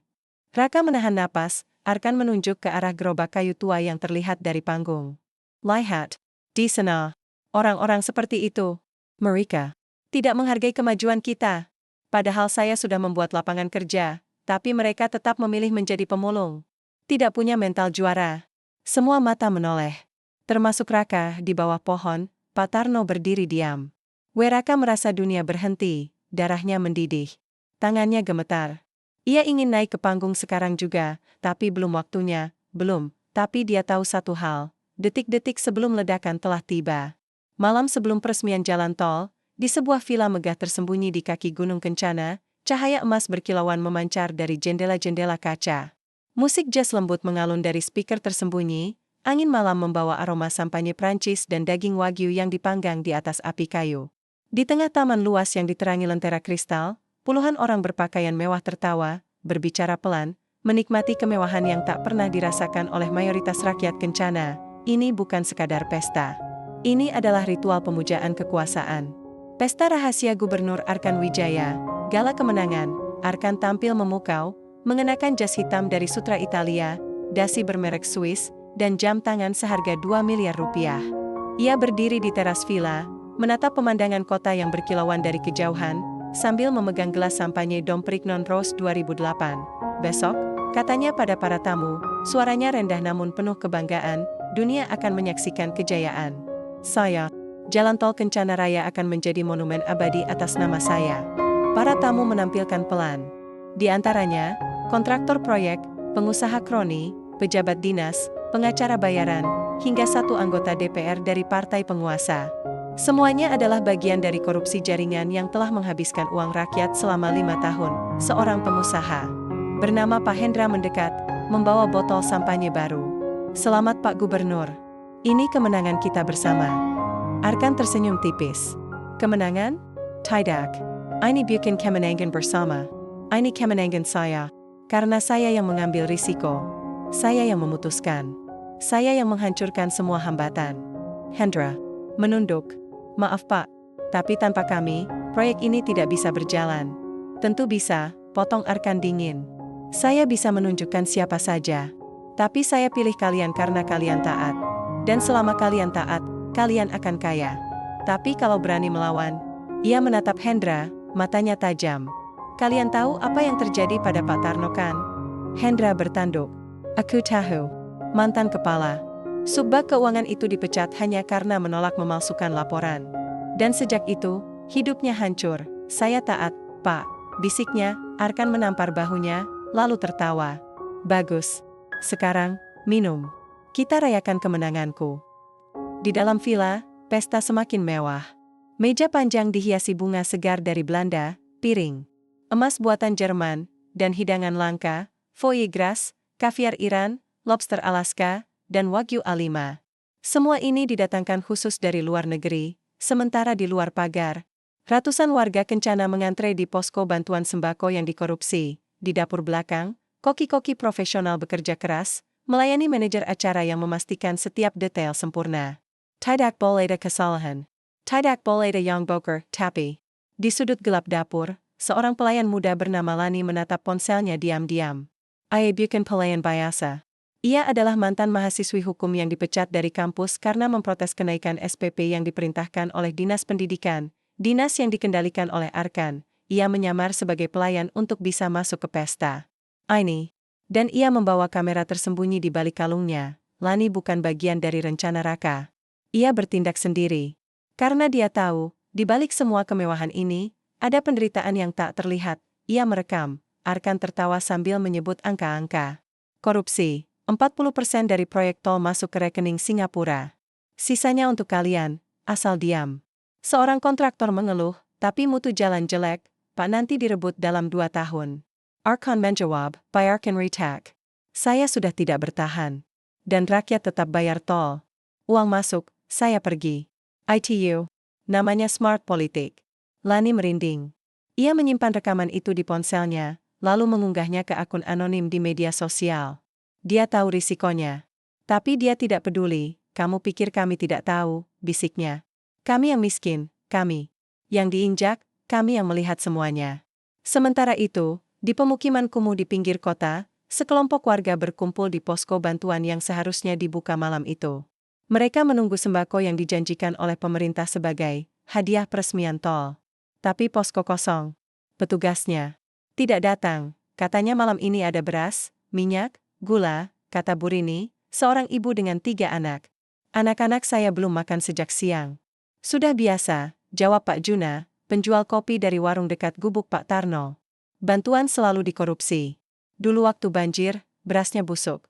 Sekarang, mungkin tidak ada sama sekali. Seorang anak kecil menangis. Aku lapar, Bu. Burini memeluknya, matanya berkaca-kaca. Sebar, NAK. Besok mungkin ada. Tapi mereka tidak tahu, beras yang seharusnya untuk mereka sudah dijual ke pasar gelap oleh oknum dinas sosial. Uangnya masuk ke rekening pribadi, salah satunya ke PT Cahaya Emas. Kembali di villa, Arkan naik ke panggung kecil di taman. Ia memegang mikrofon portabel. Saya ingin berterima kasih, katanya, pada kalian semua. Kalian adalah tulang punggung keberhasilan saya. Tanpa kalian, saya tidak bisa membangun kencana. Tapi di balik senyumnya, ada kebencian. Arkan tidak menghormati mereka. Ia hanya memanfaatkan. Tapi ingat, lanjutnya, nada suaranya berubah. Siapapun yang berani membocorkan apapun dari malam ini, akan saya hancurkan. Saya punya polisi, media, dan pengadilan. Saya bisa membuat kalian hilang dalam 1 malam. Suasana langsung membeku. Tidak ada yang berani menatapnya, di sudut taman, Lani menyembunyikan ponselnya, pucat. Dia tahu, rekamannya bisa membunuh. Tapi dia juga tahu, jika tidak ada yang berani bicara, kebenaran akan mati. Ia mengirim pesan ke seorang aktivis di Jakarta, kalau aku menghilang, cek akun bayangan kencana. Ada rekaman Arkan malam ini. Dia bilang, saya bisa membuat kalian hilang. Dalam 1 malam. Pukul 1 dini hari, pesta berakhir. Para tamu pergi dengan mobil mewah, tertawa, membawa koper hadiah dari Arkan, jam tangan palsu, botol sampanye, dan amplop tebal berisi uang tunai. Arkan masuk ke kamar tidur utama, melepas dasinya, lalu duduk di depan cermin besar. Ia menatap. Bayangannya, saya adalah dewa, bisiknya. Saya menciptakan kemajuan. Saya mengatur nasib orang. Saya tidak bisa disentuh. Ia membuka lacy meja, mengeluarkan sebuah buku Castle, buku Hitam Archon. Di dalamnya tercatat semua nama yang bisa dikendalikan, semua rahasia yang bisa digunakan untuk peretasan, semua uang yang telah dikumpulkan, total kekayaan gelapnya, 15 triliun rupiah, tersebar di 12 rekening di Singapura, Swiss, dan Kepulauan Kaiman. 5 tahun lagi, saya akan pensiun, katanya. Lalu aku pergi. Tinggalkan Kencana yang direbat, rakyat yang miskin, dan warisan yang palsu. Tapi aku akan kaya. Dan itu yang penting. Ia tertawa, lalu menutup buku itu. Tapi dia tidak tahu, di luar jendela, Lani masih bersembunyi di balik semak. Di Jakarta, pesannya Tela Diterima. Di Gubuk Reot, Pak Tarno sedang membuka kardus bekasnya, mengamati lencana pegawainya yang pudar. Dan di suatu tempat, Raka sedang menatap foto keluarganya, bersiap untuk menghancur karena di balik setiap pesta mewah. Tidak ada penderitaan yang terlihat. Dan di balik setiap kekuasaan yang sombong, ada bayang-bayang yang menunggu untuk bangkit. Pagi berikutnya, saat Arkan bersiap untuk mengucapkan kemenangan, ia tidak tahu bahwa rekaman pesta malam itu sudah tersebar di 30 akun media sosial anonim. Dan salah satu rekamannya, suara Arkan berkata, "Saya bisa membuat kalian hilang dalam 1 malam." Sedang ditonton oleh jutaan orang, pesta Tela Berakhir. Tapi perang baru saja dimulai. Matahari pagi menyinari panggung megah di tengah jalan tol Kencana Raya. Layar LED raksasa menampilkan wajah Gubernur Arkan Wijaya dalam gerakan lambat, disertai musik orkestra yang dramatis. Ribuan orang berkumpul, sebagian besar bayaran. Besar, membawa bendera kecil, mengenakan kaos bergambar wajah sang gubernur, mengomunikasikan sesuai arahan petugas protokol. Acara peresmian akan dimulai dalam hitungan menit. Di antara kerumunan, Raka berdiri diam, jantung berdebar kencang. Kamera tersembunyi di saku dada aktif. Flash disk di sol sepatu terasa seperti beban yang membakar. Ia menatap ke arah pohon tempat ayahnya, Pak Tarno, duduk di bawah naungan, memeluk gerobak kayunya yang tua. Wajahnya tenang, tapi Raka tahu, di balik ketenangan itu, ada luka yang belum pernah sembuh. Di atas panggung, MC membuka acara dengan suara meriah. Selamat pagi, rakyat Kencana. Hari ini, kita menyaksikan sejarah. Jalan Tol Kencana Raya, proyek termegah di Indonesia, resmi dibuka oleh Bapak Gubernur kita, sang arsitek kemajuan, Bapak Arkan Wijaya. Masa berbaur. Musik menggelegar. Arkan muncul dari belakang panggung, berjalan perlahan, menyapa dengan lambaian tangan penuh karisma. Ia memakai jas hitam mengilap, dasi merah menyala, rambutnya disemir sempurna. Ia tersenyum ke kamera, seolah sedang berbicara langsung kepada seluruh bangsa. "Terima kasih, rakyatku," serunya, menggema di seluruh area. "Hari ini, kita membuka bukan hanya jalan tol, tapi jalan menuju kemakmuran. Jalan menuju kesuksesan. Jalan menuju Kencana yang lebih maju." Kamera menyorot wajah-wajah bahagia, yang sebagian besar dipalsukan. Raka merekam dari jarak jauh, jantung dingin. Ia tahu, setiap meter aspal di jalan ini dibangun dengan uang rakyat yang dikorupsi. Setiap sorakan di sini dibayar Rp150.000. Arkan melanjutkan pidatonya, penuh retorika. "Saya bekerja siang malam. Saya tidak tidur. Saya relakan keluarga. Demi Kencana. Dan lihat hasilnya? Infrastruktur terbaik. Pertumbuhan ekonomi tertinggi. Penghargaan nasional. Semua ini, karena saya." Raka menggenggam erat tasnya. Darahnya mendidih. Tapi dia menahan diri. Belum waktunya. Lalu, tiba-tiba, Arkan menatap ke arah kepadatan, tepat ke arah Pak Tarno yang sedang membungkuk, memungut botol plastik dari tanah. Wajah Arkan berubah. Dari senyum karismatik, menjadi sinis. "Menggina, terapi maskapan kita. Maju," katanya, nada suaranya naik. "Masih ada yang tidak mau maju. Masih ada yang memilih hidup dalam kemalasan. Lihat." Ia menunjuk langsung ke Pak Tarno. "Lihat orang itu. Di tengah kemajuan, dia masih mengemis. Masih mengeis sampah. Padahal saya sudah membuat lapangan kerja, sudah bangun jalan, sudah beri peluang. Tapi dia memilih tetap miskin." Seluruh orang tertarik. Raka merasa dunia berhenti. "Pak." Tarno mengangkat kepala. Wajahnya tidak marah. Tapi matanya berkaca-kaca. Bukan karena malu. Tapi karena dihina di depan rakyat, di depan anak, oleh orang yang merusak hidupnya. Arkan tertawa kecil, seolah ini lelucon. Ini bukan soal uang, rakyatku. Ini soal mental. Mental juara? Dan orang-orang seperti itu tidak punya mental juara. Mereka menghambat kemajuan. Masa bayarannya tertawa. Beberapa orang saling kenal. Tapi di antara mereka, ada yang diam. Ada yang menunduk. Ada yang merasa malu, karena mereka tahu. Mereka tahu apa arti miskin. Mereka tahu apa arti diinjak. Di bawah pohon, Pak Tarno berdiri pelan. Dia tidak lari. Tidak berteriak. Ia hanya menatap Arkan, dengan mata yang tajam, penuh kehormatan yang tak bisa direnggut. Saya bukan pengemis, bisiknya, pelan cukup, tapi cukup keras untuk mendengar Raka yang berlari mendekat. Saya mantan pegawai negeri. Saya dipecat karena jujur. Dan kamu yang korup, kamu yang curi uang rakyat, kamu yang berani menyebut saya malas. Raka sampai di sana. Tangannya gemetar. Mata berkaca-kaca. Ayah, ayo pergi dari sini. Pak. Tarno menggeleng. Tidak. Saya harus tetap di sini. Saya punya hak. Saya rakyat Kencana. Di atas panggung, Arkan masih berpidato, seolah tidak merasa bersalah. Kita harus bangun mental juara. Kita harus meninggalkan budaya malas. Kita harus maju. Dan saya adalah pemimpin yang membawa kita maju. Kamera nasional menyorot wajahnya.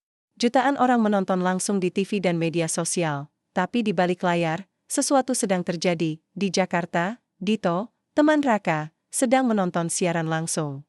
Saat Arkan menghina pemulung itu, Dito langsung mengenali wajah Pak Tarno dari foto yang pernah ditunjukkan Raka. Anjir, bisiknya. Itu ayah Raka. Ia membuka laptop, memeriksa server aman. Semua data sudah siap, rekaman, dokumen, transfer bank, bukti korupsi. Ia menatap jam, pukul 10.17 pagi, Raka belum mengirim kode aman. Dito menarik napas. Kalau Raka tidak muncul dalam 30 menit, aku sebarkan semuanya. Di balik panggung, petugas keamanan melihat Raka berlari ke arah Pak Tarno. Salah satu preman berbisik. Ke walkie-talkie, target sedang mendekati objek. Mungkin akan ada gangguan. Di tenda VIP, Arkan melihat monitor siaran. Ia melihat Raka, dengan rompi media, wajahnya tegang, berdiri di dekat Pak Tarno. Siapa itu? Tanyanya pada staf humas, katanya dari KBN, Pak. Tapi ID-nya mencurigakan. Arkan menampilkan. Tangkap dia setelah acara. Bawa ke belakang. Biar saya membuka dia apa artinya menghina pemimpin. Tapi Raka tidak takut lagi, ia berdiri di samping. Ayahnya, menatap langsung ke arah panggung. Di matanya, bukan kemarahan. Tapi tekad, ayah, bisiknya, saya akan naik ke panggung. Pak Tarno merawat. Lama. Lalu mengangguk. Bicara dengan suara yang keras, agar seluruh Indonesia mendengarnya. Raka melepas rompi media, menyimpannya di gerobak. Ia memeriksa kamera tersembunyi, masih aktif. Flash disk masih aman. Ponsel. Terhubung ke internet, ia menarik napas dalam, lalu berjalan perlahan menuju panggung. Di panggung atas, Arkan sedang menutup pidato. Dan untuk itu, saya potong pita simbolis jalan tol Kencana Raya. Jalan menuju masa depan. MC mengangkat gunting. Emas. Kerumunan yang subur, tapi tiba-tiba, seorang petugas keamanan berteriak. Ada yang naik panggung? Bukan kru resmi. Semua mata berputar, Raka berjalan tegak, tanpa izin, tanpa rasa takut. Ia naik ke panggung, mendekati mikrofon utama. Arkan memandangnya. Bingung. Siapa kamu? Turun. Ini acara resmi. Raka tidak menurun. Ia berdiri di samping Arkan, menatap kamera langsung. Nama saya Raka Pratama, suaranya, tegas, jelas, bergema di seluruh wilayah. Saya jurnalis. Dan saya ingin bicara tentang kebenaran. Kerumunan membayangkan. Kamera nasional menyorot wajahnya. Jutaan orang di rumah menatap layar, Arkan marah. Tangkap dia. Sekarang. Tapi Raka sudah mengeluarkan flash disk dari saku celananya. Ia angkat tinggi. Ini bukti. Bukti korupsi besar-besaran oleh Gubernur Arkan Wijaya. Uang rakyat dikorupsi. Proyek fiktif. Rekening di Singapura. Dan ia menunjuk ke arah Pak Tarno yang masih berdiri di bawah pohon. Pemulung yang Bapak hina tadi adalah ayah saya. Mantan pegawai negeri yang dipecat karena menolak memalsukan laporan keuangan. Karena jujur, Arkan ingin memucat wajahnya. Tapi sebelum ia sempat bereaksi, Raka menambahkan, dan saya punya rekaman. Rekaman suara Bapak berkata, kalau audit keluar, hancurkan. Dan kalau ada yang berani bicara, jangan kasih ampun. Kamera menyorot Arkan. Wajahnya berubah. Bukan marah, tapi panik, dan pada saat itulah, dunia mulai berubah. Waktu seolah membeku, di atas panggung, Raka berdiri tegak di samping Arkan, flashdisk terangkat tinggi seperti bendera perlawanan. Kamera nasional menyorot wajahnya, tegas, penuh tekad, tidak goyah. Jutaan orang di seluruh Indonesia menyaksikan. Langsung, seorang pemuda biasa, anak seorang pemulung, berdiri melawan sang dewa kekuasaan, tapi di balik layar, kekacauan meledak. Tangkap dia. Sekarang, teriak Arkan, suaranya parau, penuh kemarahan dan ketakutan. Ia menoleh ke petugas keamanan. Di sisi panggung. Saya perintahkan. Tangkap. Dua petugas berpakaian preman langsung melompat ke atas panggung, mendekati Raka. Tapi sebelum mereka sempat menyentuhnya, Raka berteriak ke arah kamera, kalau saya ditangkap, dibunuh, atau menghilang, semua bukti ini akan dirilis dalam 24 jam. Rekaman, dokumen, transfer bank, semuanya sudah dienkripsi dan disebarkan di server aman. KPK, media, aktivis, mereka semua sudah siap. Petugas itu berhenti, menatap Arkan. Menanggup perintah, Arkan menggosakan gigi. Ia melihat monitor siaran. Langsung, wajahnya dan Raka terpampang besar di layar TV nasional. Ia tahu, jika terjadi kekerasan di kamera depan, ini akan menjadi bencana. Opini publik akan berbalik, turun dari panggung, ancamnya, berusaha menjaga wajah tenang. Ini acara resmi, kamu tidak punya hak bicara di sini. Raka tidak mundur. Ia menatap langsung ke kamera. Saya punya hak sebagai warga negara. Hak untuk membongkar rahasia. Hak untuk membela ayah saya. Dan hak untuk mengingatkan martabat rakyat yang selama ini Bapak hina. Ia mengangkat flashdisk lagi. Di dalam ini, rekaman suara Gubernur Arkan memerintahkan laporan audit. Bakti transfer 40%. Dana proyek jalan tol ke rekening pribadi di Singapura. Dan memo internal yang membuktikan bahwa PT Cahaya Emas adalah perusahaan cangkang milik adik iparnya. Kerumunan membayangkan. Beberapa bayaran besar mulai menatap satu sama lain, bingung. Ada yang merekam dengan ponsel. Ada yang mulai berbisik, di antara mereka, Pak Tarno berdiri tegak, memandang anak-anak dengan mata berkaca-kaca. Ia tidak berteriak, tidak berlaku. Tapi di wajahnya, ada kebanggaan yang tak tergambarkan. Anakku. Akhirnya bicara, di belakang panggung, staf humas dan pengacara Arkan panik. Pak, kita harus mematikan siaran, teriakan seorang pengacara. Tidak bisa, bentak staf teknis. Ini siaran langsung nasional. Kita tidak bisa memutus tanpa alasan hukum. Kalau kita matikan, itu akan menjadi dugaan sebagai upaya membungkam. Kalau tidak, karir Bapak hancur. Kalau terus, karir Bapak juga hancur. Arkan berjalan mondar-mandir, wajahnya memerah. Ia menatap monitor, Raka masih berdiri. Berbicara dengan tenang, tapi penuh kekuatan. Saya punya bukti bahwa Gubernur Arkan telah mengkorupsi lebih dari 8 triliun rupiah selama 5 tahun. Uang rakyat digunakan untuk jet pribadi, pesta mewah, dan rekening di luar negeri. Sementara rakyat miskin seperti ayah saya diusir dari jalan yang dibangun dengan uang mereka sendiri. Arkan menggenggam tangan. Siapa yang membocorkan ini? Siapa? Yang membantu?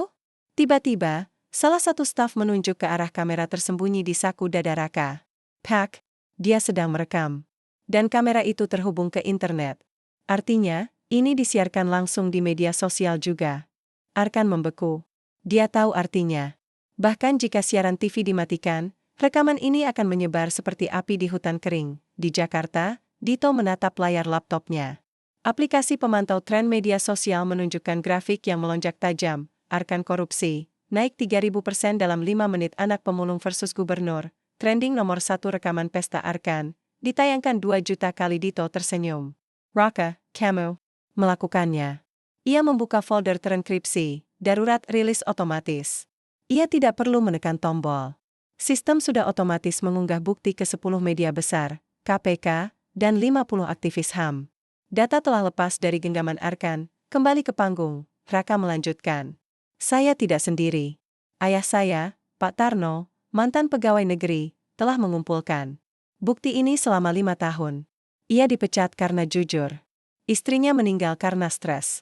Dan saya, anaknya, dipandang rendah karena latar belakang miskin. Tapi hari ini, kami tidak diam lagi. I am ke era kamera.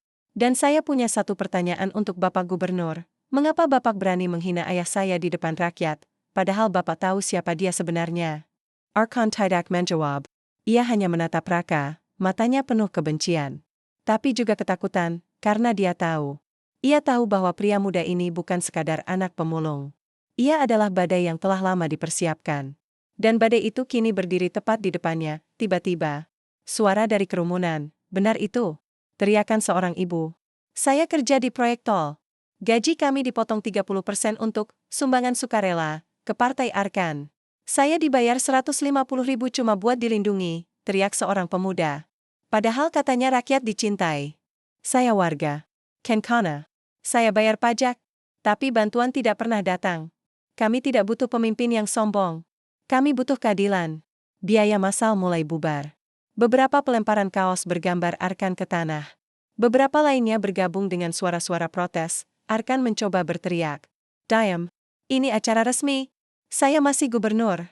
Tapi sebenarnya tenggelam. Rakyat yang selama ini diinjak, kini bangkit. Di atas panggung, Raka menatap Arkan. Bapak bilang ayah saya tidak punya mental juara. Tapi hari ini, saya bertanya di seluruh Indonesia, siapa yang punya mental juara? Orang yang korupsi uang rakyat?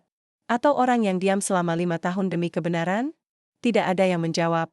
Tapi penjelasannya sudah jelas, petugas keamanan bingung. Mereka tidak tahu harus apa. Di satu sisi, mereka harus menjaga gubernur. Di sisi lain, rakyat mulai bergerak. Beberapa polisi lalu melepas helm, menatap Raka dengan hormat. Di belakang panggung, seorang jurnalis senior dari Kompas langsung menelpon redaksinya. Ini skandal terbesar tahun ini. Saya butuh tim sekarang. Dan hubungi KPK. Ini bukan ISU biasa. Ini bukti lengkap. Di kantor KPK, alarm internal berbunyi. Laporan darurat masuk, dokumen korupsi Gubernur Kencana, bukti rekaman, transfer, dan pengakuan langsung. Sumber, jurnalis Raka Pratama, siaran langsung berlangsung. Ketua KPK langsung mengangkat telepon. Siapkan tim, kita berangkat ke Kencana, Sekarang. Di tengah kepadatan, Pak Tarno berjalan pelan. Ia tidak peduli pada pandangan orang. Ia mendekati panggung. Perlahan, tegak, petugas keamanan ingin menghentikan. Tapi seorang polisi muda mengangkat tangan. Biarkan dia lewat. Pak Tarno naik ke panggung. Tanpa mikrofon. Tanpa sorotan. Tapi seluruh areanya mendukung, ia berdiri. Di samping putranya. Menatap Arkan, saya bukan siapa-siapa, suaranya, pelan tapi jelas. Saya hanya seorang pemulung. Tapi saya punya harga diri. Dan saya punya anak yang berani bicara. Terima kasih, NAK. Raka memeluknya. Eratan. Sep di atas, langit biru cerah. Angin berhembus lembut. Seolah-olah alam pun mengakui, hari ini, kebenaran menang, tapi Arkan masih berdiri. Masih gubernur. Masih menyala, ia menatap kamera untuk terakhir kalinya. Berusaha menyelamatkan wajah. Ini fitnah. Ini rekayasa. Saya akan menempuh jalur hukum. Saya tidak takut. Tapi suaranya tidak lagi berwibawa. Hanya terdengar seperti teriakan orang yang tahu akhirnya sudah dekat, karena di saat itulah, dari kejauhan, suara sirene mulai terdengar, bukan ambulans. Bukan pemadam kebakaran, melainkan mobil hitam dengan logo Komisi Pemberantasan Korupsi, mereka. Datang. Cepat. Tegas. Tidak terduga, dan di dalam mobil itu, ada surat perintah penangkapan atas nama Arkan Wijaya. Sirene KPK merong makin dekat, dari ujung jalan tol, 3 mobil hitam melaju cepat, lampu biru berkedip-kedip, membelah kerumunan yang mulai berantakan. Massa bergerak ke samping, membuka jalan, seolah alam bawah sadar mereka tahu, ini bukan sekadar operasi penegakan hukum, ini adalah akhir dari sebuah era. Di atas panggung, Arkan Wijaya berdiri kaku. Wajahnya yang tadi penuh amarah kini memucat, seperti orang yang baru menyadari bahwa tanah di bawah kakinya runtuh. Ia menatap mobil-mobil itu, lalu ke arah kamera TV yang masih menyorotnya secara langsung. Ini tidak mungkin, bisiknya. Suaranya perau. Saya masih gubernur. Mereka tidak bisa menangkap saya tanpa proses. Tapi prosesnya sudah ada. Dari mobil pertama, seorang lelaki berjas hitam turun. Ketua KPK, Bapak Darmawan Siregar. Ia berjalan tenang, diikuti 4 petugas berseragam resmi, membawa map tebal berlogo KPK. Di tangannya, sebuah dokumen berwarna biru tua, surat perintah penangkapan resmi. Kerumunan terdiam, kamera nasional mengikuti setiap langkahnya, jutaan orang menonton langsung. Sejarah sedang ditulis, Darmawan naik ke panggung, tidak menghormat, tidak berbicara pada MC. Ia langsung berdiri di depan Arkan, menatapnya lurus. "Bapak Arkan Wijaya," katanya dengan suara tegas, "atas nama Komisi Pemberantasan Korupsi. Saya menahan Bapak berdasarkan Surat Perintah Penangkapan Nomor 12, KPK 2025, terkait dugaan tindak pidana korupsi, pencucian uang, dan penyalahgunaan wewenang dalam proyek-proyek strategis di Provinsi Kencana, dengan total kerugian negara diperkirakan mencapai 15 triliun rupiah. Arkan Mundur Selangka, ini tidak sah. Saya punya kekebalan hukum sebagai pejabat publik. Saya harus diberi waktu untuk klarifikasi. Kekebalan hukum tidak berlaku untuk tindak pidana korupsi berat," jawab Darmawan dingin. "Dan bukti yang kami terima dari sumber independen, termasuk rekaman, dokumen keuangan, dan kesaksian langsung, sudah cukup untuk menahan Bapak segera." Ia menoleh ke Raka, yang masih berdiri di samping Pak Tarno. "Terima kasih, Mas Raka. Bukti yang Bapak serahkan telah kami verifikasi. Ini akan menjadi kasus prioritas nasional."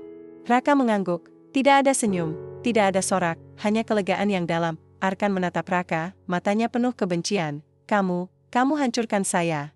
"Tidak, Pak," jawab Raka, suaranya tenang. "Bapak yang menghancurkan diri sendiri. Kami hanya membuka tirai yang Bapak tutupi selama 5 tahun.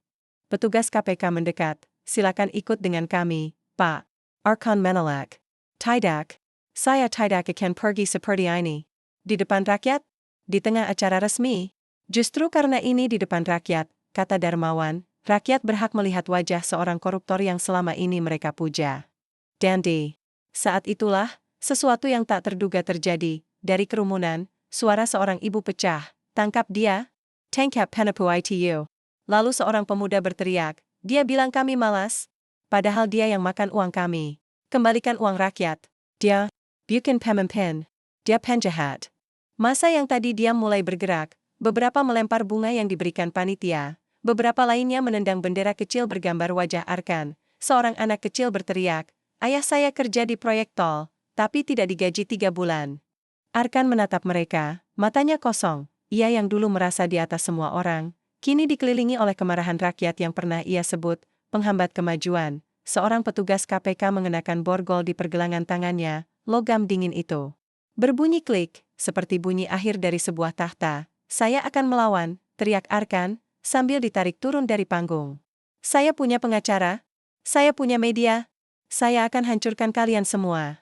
Tapi suaranya tenggelam, tidak ada yang peduli lagi. Di belakang panggung, staf humas dan pengacaranya bubar seperti debu. Beberapa langsung kabur dengan mobil pribadi. Beberapa lainnya menangis, menyadari karir mereka juga hancur. PT Cahaya Emas Internasional, PT Nusantara Bangun Jaya, PT Media Jaya Sukses, semua perusahaan cangkang itu akan segera diselidiki, dan mereka yang terlibat akan ikut jatuh. Di dalam mobil KPK, Arkan duduk di kursi belakang, borgol masih terpasang, wajahnya tertunduk.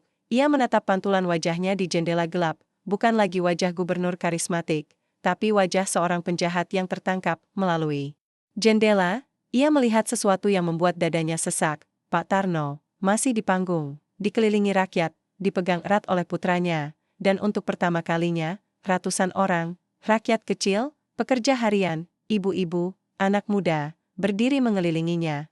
Memberi tepuk tangan, tidak dibayar, tidak diperintah, tapi tulus. Seorang anak kecil memberinya bunga plastik dari acara. Seorang ibu memeluknya, seorang pemuda berkata, "Terima kasih, Pak. Karena Bapak dan putra Bapak, kami akhirnya punya harapan." Air mata mengalir di pipi Pak Tarno, tapi ia tersenyum, seperti orang yang akhirnya merasa dihargai. Di Jakarta, studio televisi nasional langsung mengganti program. Siaran langsung dari Kencana menjadi breaking news utama. Gubernur Kencana ditangkap KPK di tengah acara resmi. Anak pemulung bongkar korupsi 15 triliun. Analis politik, ahli hukum, dan jurnalis berebut bicara. Semua menyebut satu hal, ini adalah momen bersejarah. Kali pertama seorang pejabat tinggi ditangkap langsung di depan rakyat, setelah bukti dibongkar secara langsung oleh warga biasa di media sosial. Tagar jatuhnya sang dewa dan terima kasih Pak Tarno meledak.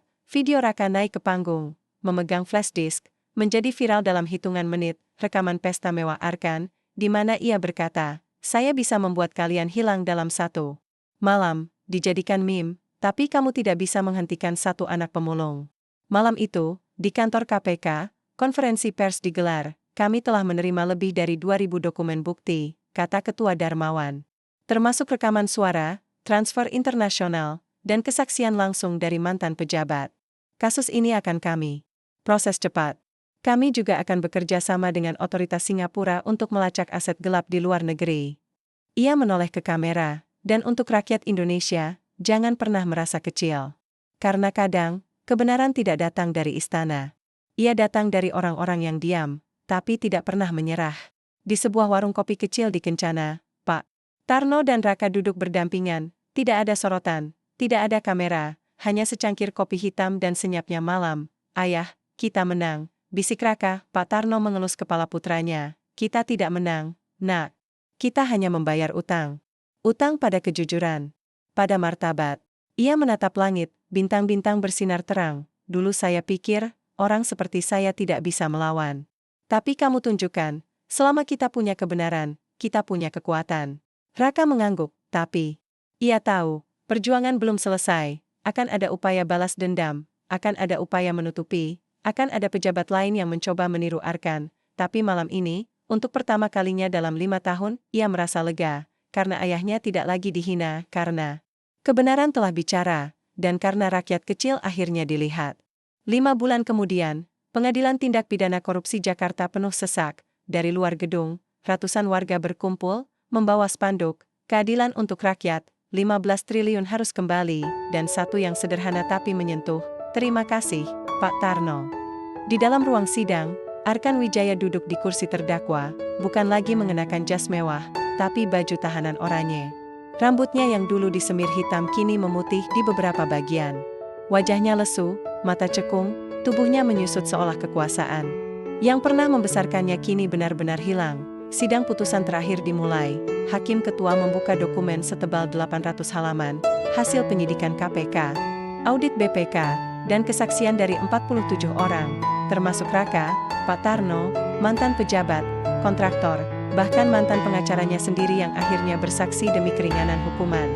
Terbukti, kata hakim dengan suara tegas, bahwa terdakwa Arkan Wijaya, selaku Gubernur Provinsi Kencana, telah melakukan tindak pidana korupsi secara sistematis dan terstruktur selama periode 2020-2025, dengan modus memalsukan laporan keuangan, mengalihkan dana proyek ke rekening pribadi melalui perusahaan cangkang, dan menekan pejabat yang menolak bekerja sama.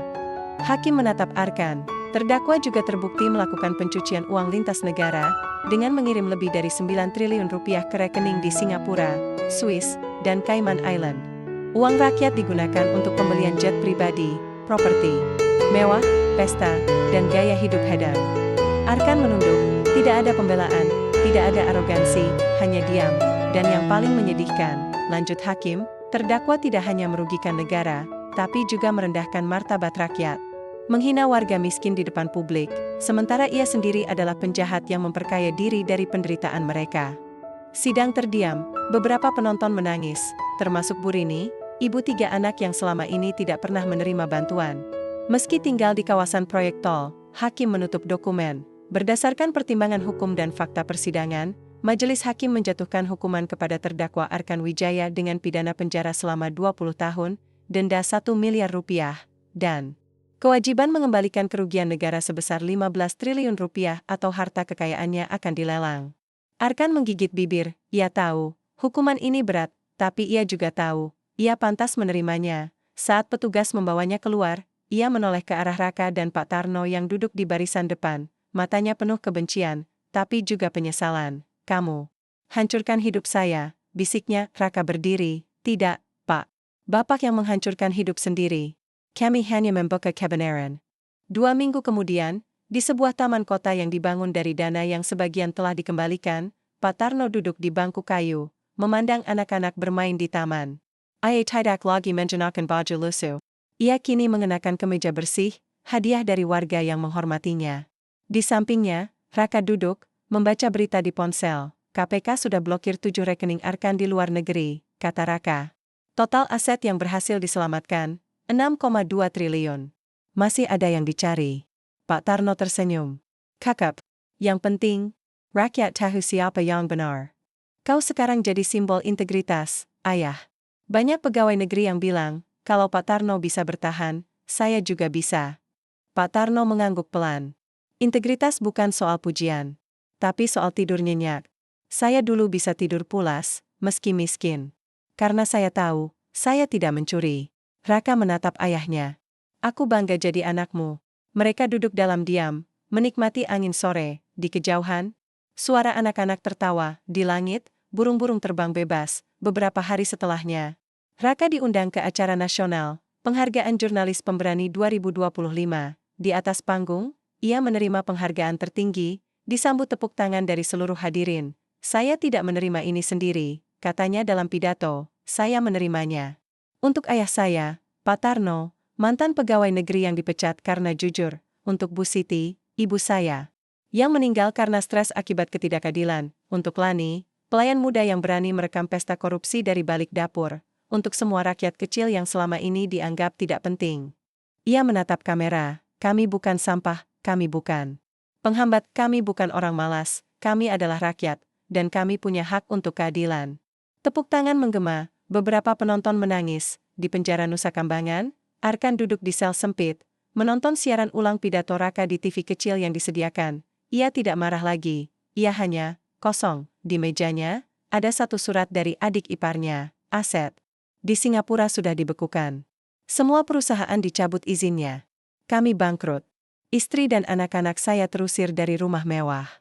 Arkan meremas surat itu. Ia menatap cermin kecil di dinding. Wajahnya tidak lagi seperti gubernur, tapi seperti orang tua yang tersesat.